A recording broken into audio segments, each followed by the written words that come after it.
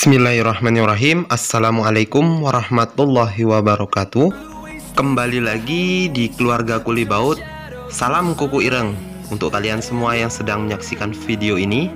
Dan kali ini kita akan mereview Panther 2,5 turbo diesel. Saya yakin teman-teman pecinta Isuzu Panther pastinya sudah mendengar berita yang sedikit mengecewakan. Dikarenakan Isuzu Panther menyatakan untuk berhenti produksi setelah kurang lebih 30 tahun bersaing di industri mobil Indonesia. Dan unit yang sedang kita review kali ini merupakan generasi terakhir dari Isuzu Panther Pickup 2,5 turbo. Baiklah teman-teman, langsung saja kita lihat lebih detail generasi terakhir Panther 2,5 turbo pickup. Untuk bagian grill berwarna hitam polos serta disematkan emblem Isuzu berwarna chrome. Dan pada bagian grill ini sama persis yang ada pada generasi sebelumnya. Nah, bisa teman-teman perhatikan di sini, untuk Panther Pickup 2,5 turbo basisnya bukan dari Panther kapsul, tapi dari Panther kotak yang jadul. Untuk bagian lampu sen berwarna bening, sedangkan bagian headlamp sudah menggunakan multi reflektor. Di sini juga ada fog lamp sama seperti generasi sebelumnya yang menggunakan lampu jenis halogen. Sedikit mengenal sejarah, Isuzu Panther pertama kali diluncurkan pada tahun 1991 dengan kapasitas mesin 2300 cc 4 silinder indirect injection. Pada tahun 1996 dilakukan peremajaan, akan tetapi tidak banyak yang berubah di bagian penampilan, hanya menaikkan cc menjadi 2500 cc dengan sistem pembakaran direct injection. Untuk versi pickup, pada bagian fender terlihat biasa-biasa saja. Berbeda dengan versi minibus, karena pada versi minibus khususnya tipe Grand Royal, pada bagian fender sudah diberikan over fender. Di versi pickup ini hanya ditambahkan stripping pickup pada bagian pintu. Selain itu, di sini kita mendapatkan talang air. Sedangkan untuk kontrol buka pintu sepertinya masih biasa-biasa saja. Selanjutnya kita lihat pada bagian suspensi depan. Di sini suspensi depan sudah menggunakan tipe double wishbone. Karena jelas tipe suspensi jenis ini mampu beroperasi di medan berat. Selanjutnya, di sini juga kita mendapatkan aksesoris tambahan seperti antena. Sepertinya Isuzu memang pengen memberikan fasilitas hiburan untuk pengendara. Selanjutnya kita lihat pada bagian dapur pacu. Untuk dapur pacunya sendiri, walaupun pickup, tipe mesin sama dengan punyanya Grand Touring yang harganya sampai hampir 300 jutaan. Dengan mesin turbo diesel mampu memuntahkan tenaga sebesar 80 PS dengan torsi 191 Nm. Bisa teman-teman perhatikan di sini. Di sini ada hidrolik pada bagian penutup mesin. Pastinya ini bukan dari pabrikan, karena ini bagian dari inisiatif pemilik mobil itu sendiri. Setelah kita lihat bagian depan dari unit ini, sekarang kita coba lihat untuk bagian bak belakang.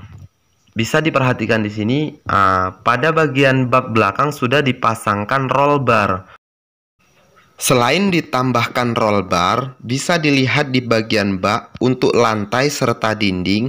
Di sini sudah ditambahkan plat bermotif bunga. Sekali lagi saya katakan, untuk roll bar serta pelindung bagian bak itu hanya inisiatif pemilik mobil.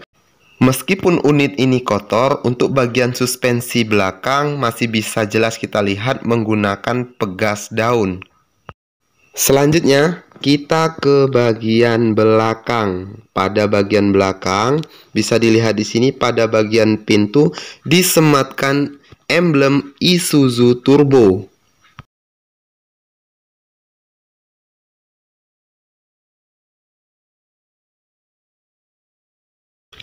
Untuk bagian lampu belakang, sepertinya tidak ada facelift dari generasi sebelumnya. Di sini bisa kita lihat ada lampu mundur, lampu sen, serta lampu rem. Ini yang unik dari Isuzu, dia memberikan sejenis cantolan untuk menolong teman yang sedang sleep. Selanjutnya, kita lihat pada bagian sisi kanan. Di sini Isuzu Panther sepertinya berupaya agar tempat pengisian bahan bakar tersembunyi dengan memberikan sejenis pintu untuk memasukkan bahan bakar ke dalam tangki. Akan tetapi, tempat pengisian bahan bakar ini tidak memiliki kontrol open dari bagian kabin.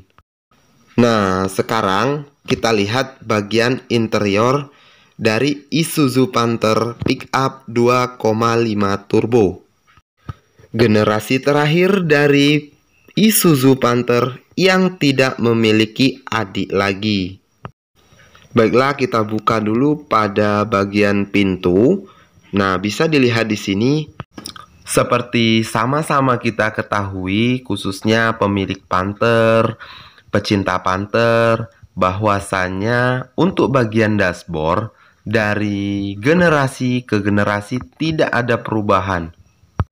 Di sini cuma bisa kita jumpai indikator BBM, indikator kecepatan. Di sini ada indikator temperatur mesin. Selanjutnya di sini ada tombol lampu hazard. Tombol seperti ini bisa kita jumpai pada mobil-mobil produksi lawas, atau bisa dikatakan jadul lah. Next, ketika kita nyalakan kunci kontak ke arah on, di sini kita jumpai indikator oli, indikator rem parkir, indikator baterai. Selanjutnya di sini bisa kita temukan pada bagian sisi kanan setir. Di sini ada switch control untuk headlamp. Untuk switch control headlamp di sini terlihat masih sangat sederhana. Sekali kita putar ke depan untuk menyalakan lampu senja, sedangkan diputar sekali lagi untuk menyalakan headlampnya. Kita tarik ke bagian atas untuk lampu jarak jauh. Selanjutnya kita perhatikan pada bagian sisi kanan setir, khususnya pada dashboard. Di sini bisa kita temukan speaker audio, laci kecil, serta arah semburan AC. Kita lihat pada bagian sisi kiri setir. Di sini ada kontrol untuk wiper, untuk menghidupkan dan mematikan wiper, serta kecepatan wiper. Ketika kita tekan, ini untuk pompa water yang mengarah pada kaca bagian depan. Ini merupakan tombol on-off fog lamp. Sepertinya antara switch control fog lamp dengan headlamp belum terintegritas. Selanjutnya, di samping tombol kontrol fog lamp ada kontrol untuk mengatur besar kecilnya gas.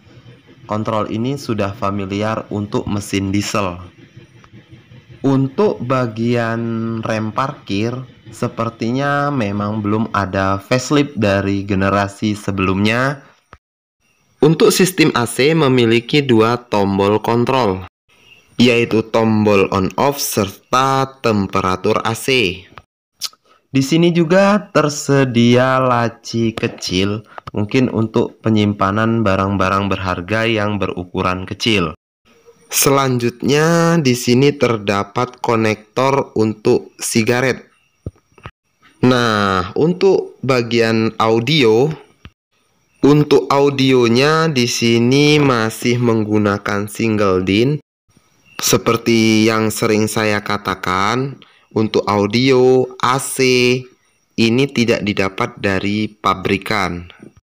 Di sini juga terlihat ada laci penyimpanan yang berukuran besar pada bagian dashboard. Sedangkan untuk door trim masih sangat sederhana. Untuk sistem naik turun kaca juga masih manual.